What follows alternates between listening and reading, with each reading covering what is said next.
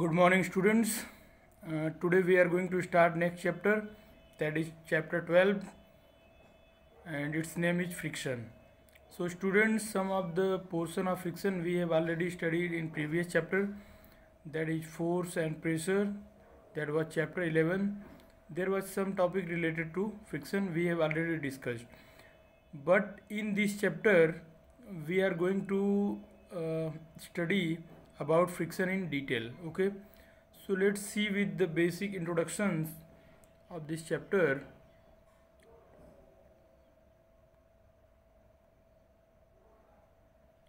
You might have seen a driver of a car or a truck slowing down the vehicle at traffic signal. You too slow down your bicycle whenever needed by applying brakes. Have you ever thought why vehicles slow down when brakes are applied?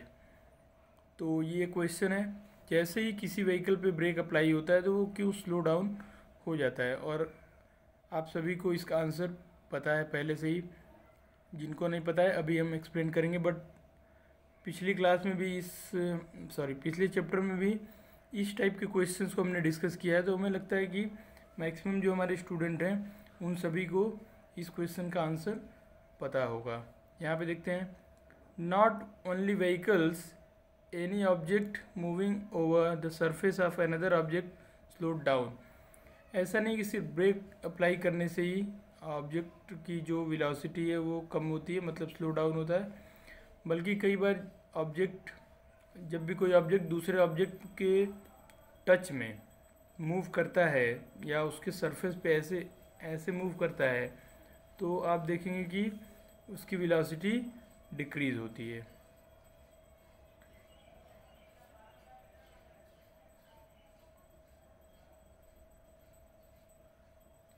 और finally it stops, finally वो रुक जाता है। Have you not seen a moving ball on the ground stopping after some time. हम सभी ने देखा हुआ है कि अगर किसी बॉल को किक करते हैं तो कुछ देर बाद वो ग्राउंड पे, पहले तो वो ग्राउंड के सरफेस पे ट्रेवल करती रहती है और कुछ देर बाद ही वो रुक जाती है। सो ये भी ड्यू टू फ्रिक्शन है। Why do we slip when we step on a balance wheel. हम लोग क्यों स्लिप करते हैं, तो ये सब क्वेश्चंस हैं यहाँ पे। Why is it difficult to walk on a smooth and wet floor. किसी स्मूथ और वेट फ्लोर पे वॉक करना क्यों डिफ़िकल्ट होता है। तो इन सभी क्वेश्चंस के आंसर फ्रिक्शनल फोर्स हैं। अब देखते हैं कैसे हैं, उसके बारे में डिटेल में थोड़ा सा पढ़ते हैं। You can see in this figure, a boy falls down when step on a balance wheel.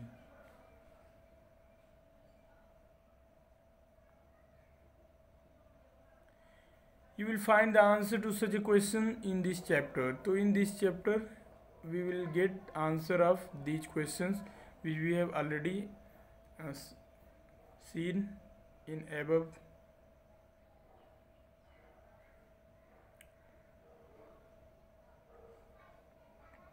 To understand these things, let us understand the activity 12.1.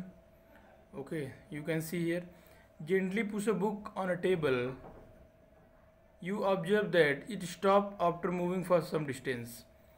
एक टेबल पे एक बुक को रखते हैं और उसको पुश करते हैं। आप क्या देखते हैं, बुक थोड़ा सा दूर जाती है और रुक जाती है। Repeat this activity pushing the book from the opposite directions. अब बुक को दूसरे डायरेक्शन से पुश करते हैं और फिर से देखते हैं। The same observation will be there, means book फिर से चलती है और रुक जाती है। Does the book stop this time too. क्या इस बार भी बुक स्टॉप हो गई। Can you think of an explanation. इसके बारे में क्या एक्सप्लेनेशन है, तो यहाँ पे देखते हैं।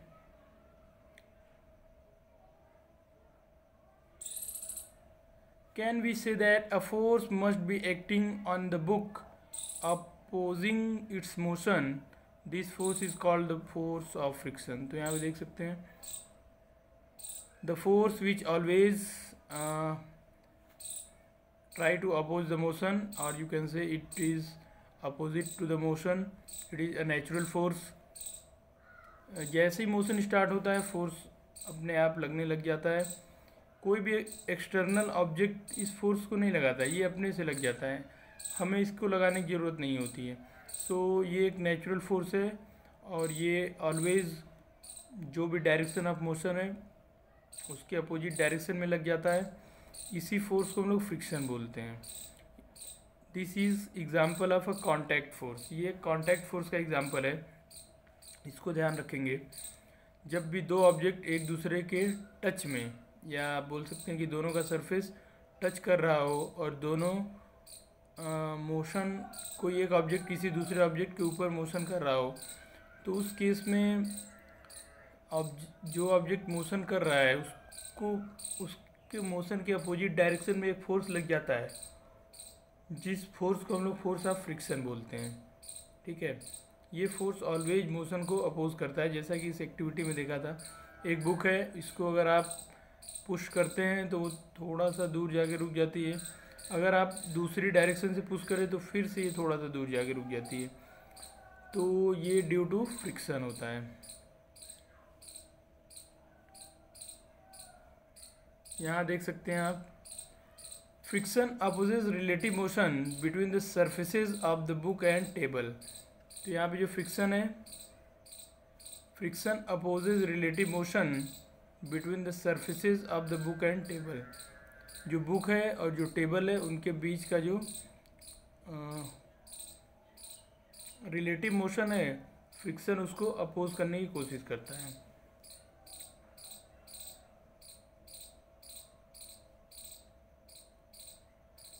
You can see here, you saw that if you apply the force along the left, friction act along the right। अगर आप लेफ्ट की तरफ फोर्स लगाते हैं तो फ्रिक्शन राइट की तरफ लगता है, मतलब उसके अपोजिट डायरेक्शन में लगता है। If you apply the force along the right, the friction acts along the left। अगर आप राइट डायरेक्शन में फोर्स अप्लाई करते हैं तो फ्रिक्शन लेफ्ट में लगता है। In both the cases the force opposes the motion of the book. इन दोनों ही केसेस में आप देख रहे हैं कि जो अप्लाइड फोर्स है वो बुक के मोशन को अपोज कर रहा है। The force of friction always opposes the applied force. जो फोर्स ऑफ फ्रिक्शन है वो अप्लाइड फोर्स को ऑलवेज अपोज करता है, मतलब किसी ऑब्जेक्ट पे मोशन के लिए आप उस पर फोर्स अप्लाई करते हैं तो फ्रिक्शन उसके अपोजिट लगता है। ठीक है, जैसे आपने इधर से फोर्स अप्लाई किया तो फ्रिक्शन इधर लगेगा, दोनों एक दूसरे के अपोजिट डायरेक्शन में लगते हैं।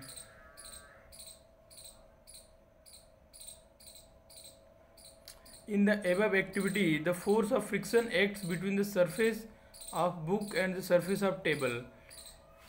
Is the friction the same for all surfaces? Does it depends on the surface smoothness end of the surfaces? Let us find out. तो यहाँ पे देखिए क्वेश्चंस हैं कि क्या जो फ्रिक्शन है वो सभी सर्फेसेज पे सेम लगते हैं या फिर ये स्मूथनेस और रफनेस पे डिपेंड करता है, क्या होता है इसके बारे में क्वेश्चंस हैं। तो आप सभी को एक बेसिक आइडिया तो है ही कि जो स्मूथ सर्फेसेज हैं उस पर फ्रिक्शन कम लगते हैं, जो सर्फेसेज रफ़ होते हैं उस पर फ्रिक्शन ज़्यादा लगता है। ये एक बेसिक आइडिया, एक रफ़ आइडिया हमारे माइंड में, बट उसको थोड़ा सा डिटेल में और क्लियरिफाई करने के लिए हम लोग देखते हैं नेक्स्ट टॉपिक हमारा जो है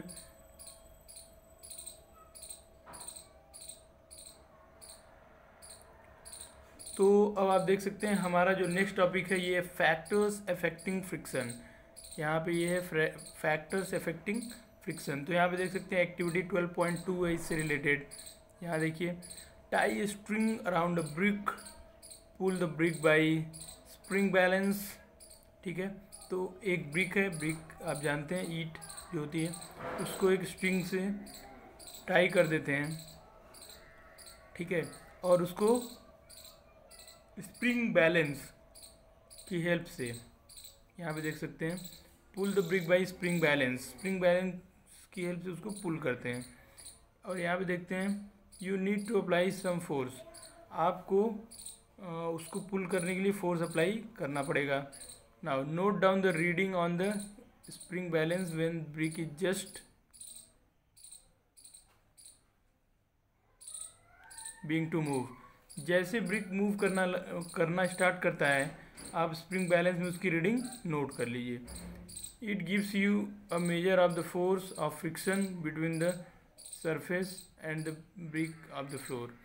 जैसे ही वो ब्रिक मोशन करना स्टार्ट करता है, आप स्प्रिंग बैलेंस की रीडिंग चेक कर लेंगे और आप देखेंगे कि ये जो वैल्यू है, जो स्प्रिंग बैलेंस जो वैल्यू बताता है, ये वैल्यू एक्चुअल में फ्रिक्शनल फोर्स की वैल्यू है। यहाँ पे देख सकते हैं आप, अ brick is being pulled bye spring balance. तो यहाँ पे देखिए ये ब्रिक जो है ये स्प्रिंग बैलेंस की हेल्प से पुल किया जा रहा है यहाँ पे इस डायरेक्शन में, ठीक है। और ये इसकी रीडिंग जो है वो फ्रिक्शनल फोर्स की वैल्यू को बताती है यहाँ पे। Now wrap a piece of polythene around the brick and repeat the activity. अब जो ब्रिक है उसके अराउंड एक पॉलीथीन से उसको रैप कर देते हैं और एक्टिविटी को रिपीट करते हैं। यहाँ पे देखते हैं, do you observe any difference in reading of the spring balance in the above two cases. तो यहाँ पे देखिए, do you observe any difference in reading of the spring balance in the above two cases. क्या आपको ऊपर की दो cases में कोई रीडिंग में डिफरेंस दिखाई देता है? तो what might be the reason, अगर डिफरेंस है तो इसका रीज़न क्या हो सकता है? देखिए फर्स्ट केस में क्या किया है, एक ब्रिक है उसको स्प्रिंग बैलेंस से एक स्ट्रिंग की हेल्प से स्प्रिंग बैलेंस से टाई किया है और उसको सरफेस पे रख के उसको अपनी तरफ पुल कर रहे हैं। तो उस केस में हमने देखा कि स्प्रिंग बैलेंस में जो रीडिंग है, जैसे ही ब्रिक मूव करना स्टार्ट किया तो जो रीडिंग है वो फ्रिक्शनल फोर्स की रीडिंग है, ठीक है। अब सेकेंड में क्या केस में क्या कर रहे हैं, जो ब्रिक है उसको एक पॉलीथीन में रैप कर दे रहे हैं और फिर से उसको सरफेस पे पुल कर रहे हैं, ठीक है। जैसे ही पुल करेंगे तो देखेंगे कि जो स्प्रिंग बैलेंस है, इस बार जो आपने पुल किया है उसमें स्प्रिंग बैलेंस की रीडिंग थोड़ी सी डिफरेंट है। अगर रीडिंग डिफरेंट है तो वो क्यों रीडिंग डिफरेंट है, यहाँ पे देखते हैं उसका reason.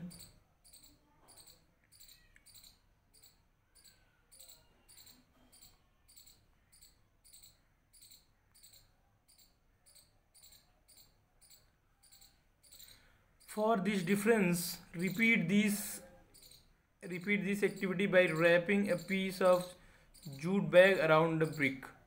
What do you observe? तो यहाँ पे इस डिफरेंस को समझने के लिए फिर से इस एक्टिविटी को रिपीट करेंगे और उस ब्रिक को एक जूट बैग के अंदर रैप करके इस एक्टिविटी को रिपीट करेंगे और देखेंगे कि जो स्प्रिंग बैलेंस है उसकी वैल्यू में क्या डिफरेंस आ रहा है। तो हम लोग देखेंगे कि हर बार जो भी वैल्यूज़ हैं वो डिफरेंट हैं, क्योंकि हर कंडीशन में फ्रिक्शन जो है सरफेस के बीच का फ्रिक्शन वो चेंज हो जा रहा है, जिसकी वजह से वहाँ पे रीडिंग में डिफरेंस आएगा। तो आंसर है friction in all the cases are different so that there is different in reading of the spring balance. Okay, यहाँ पे देखिए स्प्रिंग बैलेंस के बारे में थोड़ा सा जान लेते हैं। स्प्रिंग बैलेंस क्या है? Spring balance is a device use for measuring the force acting on an object, ठीक है। It consists of a coiled spring which gets stretched when force is applied on it. Stretching of a spring measured by pointer moving on the gradual scale. Okay, the reading on the scale gives the magnitude of the force. यहाँ पे देखिए ये है spring balance, यहाँ पे ये hook है जिससे आप उसको किसी ऑब्जेक्ट को स्ट्रिंग की हेल्प से कनेक्ट कर सकते हैं या फिर यहाँ से हैंग कर सकते हैं। ये पॉइंटर है जो रीडिंग को बताता है। जैसे ही यहाँ पे वेट लगाते हैं ये पॉइंटर डाउनवर्ड डायरेक्शन में शिफ्ट होता है और जिस पॉइंट के पास आ जाएगा उतनी ही उसकी रीडिंग होगी। इसके अंदर एक स्प्रिंग लगी हुई है जिसकी हेल्प से ये ऊपर नीचे जाता है, इसीलिए इसको स्प्रिंग बैलेंस बोलते हैं। तो आई होप कि आपको ये समझ में आया स्प्रिंग बैलेंस, और इसका यूज भी किया होगा आपने कभी ना कभी किसी ऑब्जेक्ट का वेट करने के लिए।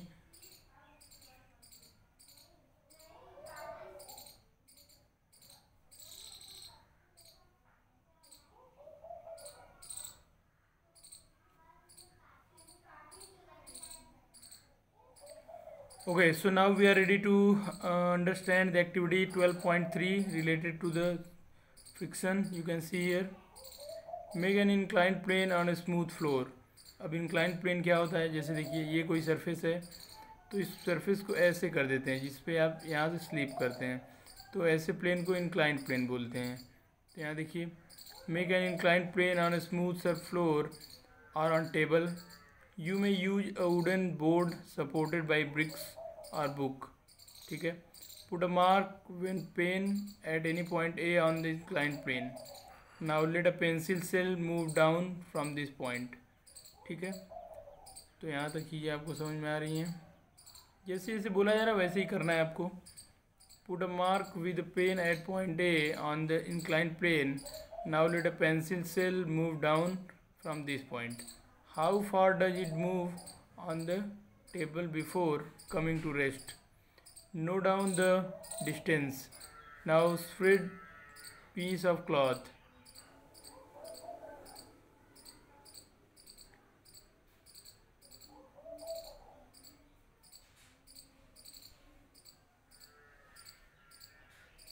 You can see in this picture these two students are performing the activity, and this one is the inclined plane. Okay, they are using a wooden board to make an inclined plane, and they mark this point on this inclined plane. You can see here over the table, make sure that there are no wrinkles on the cloth, and try to activity again. Okay, so you can see here, when they release the pen, this pen is moving to this point. Now when use the cloth, this pen is here, you can see.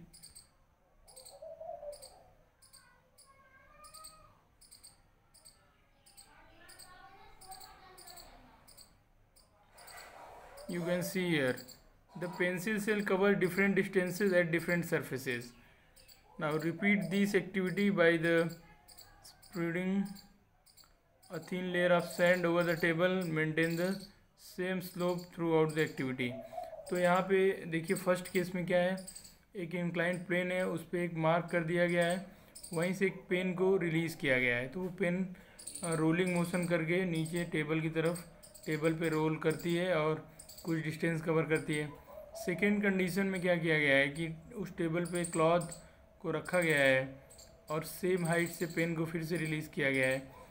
Sure करेंगे कि जो cloth है उसमें कहीं wrinkle ना हो, ठीक है, जिससे कि वो पेन ऐसे ही रुक जाए। तो वहाँ पे एकदम प्रेस किया हुआ है और एकदम जो कि टेबल के लेवल में वो क्लॉथ है उस पर देखते हैं, तो उस पर भी जो पेन है वो रोल करती है और कुछ डिस्टेंस कवर करती है। थर्ड कंडीशन में आप चाहें तो उस टेबल पे सैंड रख सकते हैं और सरफेस थोड़ा सा हाई फ्रिक्शन हो जाएगा, तो आप देखेंगे कि जो पेन है वो ज़्यादा डिस्टेंस कवर नहीं कर पाएगी इस केस में। प्रीवियस टू की केस कंपैरिजन में काफ़ी कम डिस्टेंस कवर करेगी। तो इससे ये पता चलता है कि अगर डिफरेंट टाइप के सरफेसेस हैं तो जो हमारी जो भी पेन है, जो भी मार्कर है जिसको हमने रिलीज़ किया है, वो डिफरेंट डिस्टेंस कवर करता है। इट मीन्स जो डिफरेंट सरफेसेस है उसमें जो फ्रिक्शन लग रहे हैं वो डिफरेंट है। ठीक है,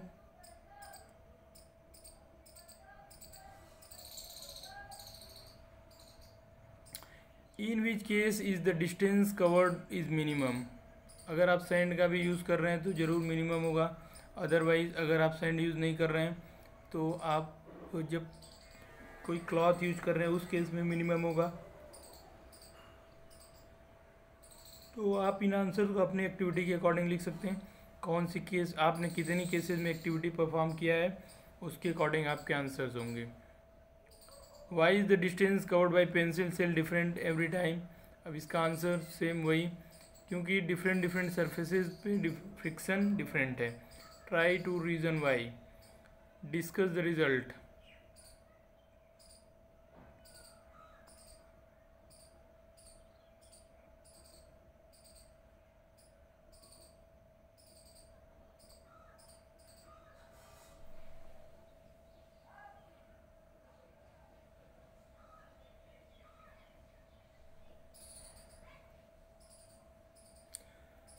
does the distance covered depend on the nature of the surface on which cell moves. तो यहाँ पे क्वेश्चन है कि क्या जो डिस्टेंस कवर किया जा रहा है वो उस सरफेस के नेचर पे डिपेंड करता है। Yes, of course it depends on the nature because the friction in friction for different surfaces are different. Okay, could the smoothness of the surface of the cell also affect the distance traveled by it? Yes, यहाँ पे smooth अगर surface है तो भी वहाँ पे friction different होगा, surface rough है तब भी वहाँ पे जो डिस्टेंस कवर्ड है वो डिफरेंट होगा। I shall try the activity by wrapping the piece of sand paper around the cell। तो यहाँ पे देखिए ये सैंड पेपर के साथ भी एक्सपेरिमेंट अगर आप करना चाहते हैं तो कर सकते हैं।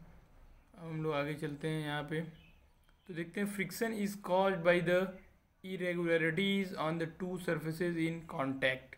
तो फ्रिक्शनल फोर्स क्यों लगता है? फ्रिक्शनल फोर्स एक्चुअल में इसलिए लगता है क्योंकि जो भी सरफेस कांटेक्ट में होते हैं एक दूसरे के, उनमें इरेगुलरिटीज़ होती हैं। ठीक है, यहाँ पे देखिए even though surfaces which appear very smooth have a large number of minute irregularities on them. तो यहाँ पे देख सकते हैं जो सरफेसेस काफ़ी स्मूथ दिखाई देते हैं उनमें भी एक्चुअल में माइन्यूट इरेगुलरिटीज़ होती हैं। ठीक है, irregularities on the two surfaces lock into each other। उनके बीच जो irregularities होती हैं वो एक दूसरे को लॉक कर देती हैं।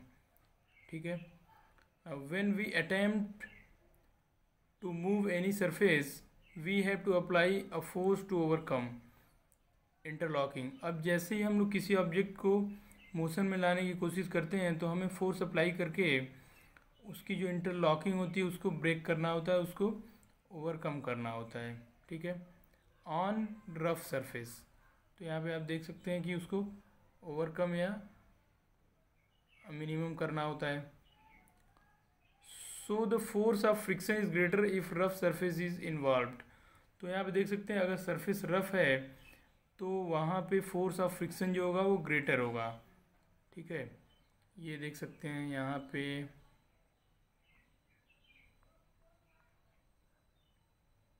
ये है table.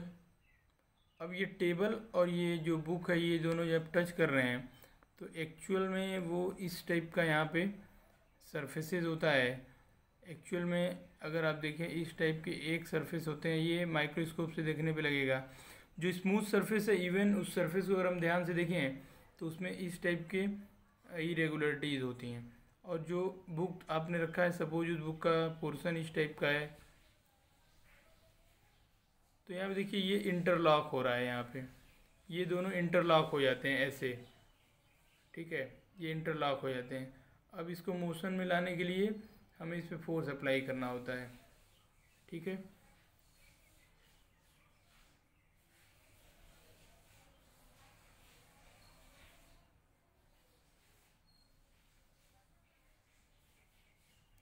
now we see that the friction is caused by the interlocking of the irregularities in the two surfaces। तो यहाँ पे हम लोग देख सकते हैं कि फ्रिक्शन जो है वो कैसे कॉज हो रहा है। तो वो इसलिए होता है क्योंकि जो टू सरफेसेज हैं उनकी जो इरेगुलरिटीज़ है वो इंटरलॉक हो जाती हैं। It is obvious that the force of friction will increase if two surfaces are pressed harder. तो अगर यहाँ पे फोर्स ऑफ फ्रिक्शन इंक्रीज होगा, यहाँ पे देख सकते हैं डिफरेंट केसेस में you can experience it by dragging a mat when nobody is sitting on it. तो अगर किसी मैट पे कोई भी नहीं बैठा है तो उसको ड्रैग करने के पे आप देख सकते हैं कि उस पर कितना फ्रिक्शन लग रहा है। और दूसरी केस में अगर उस पर कोई बैठ गया है तो आपको मोर फोर्स यूज़ करना होता है।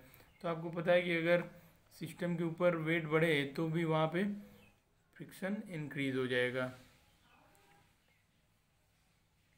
Recall your experience when last time you moved a heavy box from one place to another place. तो अगर कभी आपने ऐसा किया हुआ है किसी हेवी बॉक्स को आपने एक प्लेस से दूसरे प्लेस तक आप ले गए हैं, तो उस एक्सपीरियंस के बारे में यहाँ पे पूछा जा रहा है। और उसी से रिलेटेड यहाँ पे देखिए, if you have no such experience get that experience now. अगर आपने ऐसा कोई भी एक्सपीरियंस नहीं किया है तो ज़रूर करें एक बार। यहाँ पे देख सकते हैं, what is easier to move a box from rest और to move it when it is already in motion. तो बोल रहा है, पूछा जा रहा है इन दोनों कंडीशंस में इजी क्या होगा। एक बॉक्स है, उसको मोशन में लाना इजी है, या फिर वो मोशन में है तो उसको उसी मोशन में मेंटेन करके रखना इजी है। तो यहाँ पे देख सकते हैं, the force required to overcome the friction at the instant an object start moving from rest is measure of static friction. The force required to overcome the friction at the instant an object start moving from rest is measure of static friction. तो यहाँ पे देख सकते हैं, जो force required होता है overcome करने के लिए फ्रिक्शन, ठीक है, और मोशन को स्टार्ट करता है रेस्ट से, उसे बोलते हैं static friction. On the other hand, the force required to keep the object moving with the same speed is measured by sliding friction। तो यहाँ पे जब ऑब्जेक्ट रेस्ट में उस पर आप फोर्स लगाते हैं और अब वो मोशन में अभी आया नहीं है, जस्ट आने ही वाला है, तो वहाँ तक का जो अप्लाइड फोर्स है वो स्टैटिक फ्रिक्शन को मेजर करता है। जबकि अगर ऑब्जेक्ट मोशन में आ चुका है तो जब आप उस पर फोर्स अप्लाई करते रहते हैं उसको मोशन में मेंटेन करने के लिए, तो उस कंडीशन में उस पर जो फोर्स लगता है उसे बोलते हैं sliding friction.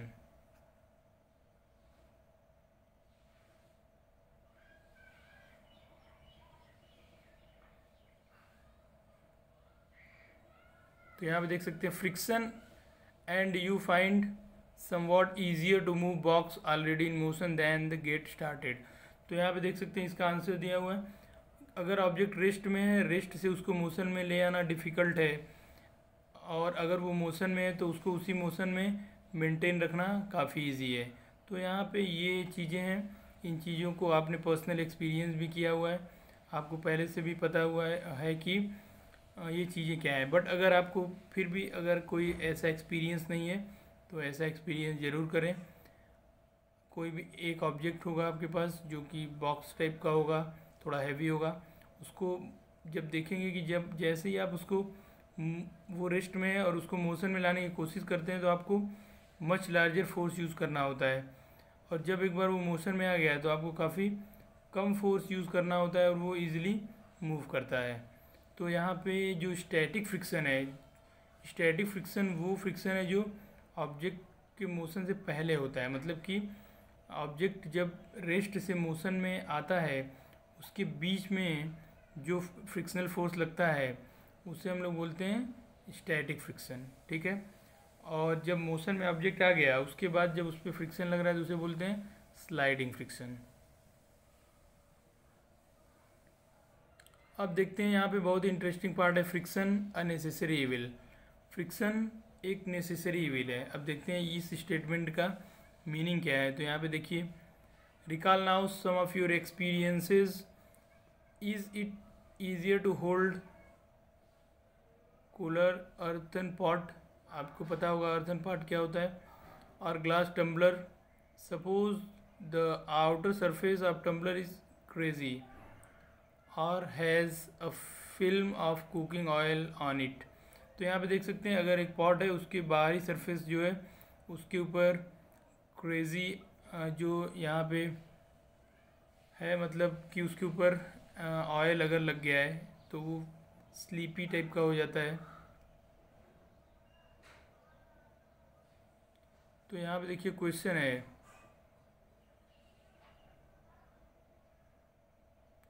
Would it become easier to more difficult to hold it. तो इसको होल्ड करना इजी है या फिर डिफ़िकल्ट है। Just think, would it be possible to hold the glass at all if there is no friction. अगर friction नहीं हो तो ग्लास को हाथ में पकड़ना पॉसिबल है या नहीं, ठीक है। ये सारे क्वेश्चंस के आंसर आपको अभी बताए जाएंगे। Recall also how difficult it to move on wet muddy track और वेट मार्बल फ्लोर। तो यहाँ पे अगर वेट मार्बल फ्लोर या फिर मडी ट्रैक है तो क्या वहाँ पे चलना आसान है या फिर डिफ़िकल्ट है। Can you imagine being able to walk at all if there is no friction, क्या फ्रिक्शन नहीं है तो हम वहाँ पर ट्रेवल कर सकते हैं। तो ये सारे क्वेश्चंस हैं जिनके आंसर्स मैक्सिमम स्टूडेंट को पता है, आई एम श्योर, बट अगर किसी को नहीं पता है उसको अभी आंसर बताए जाएंगे।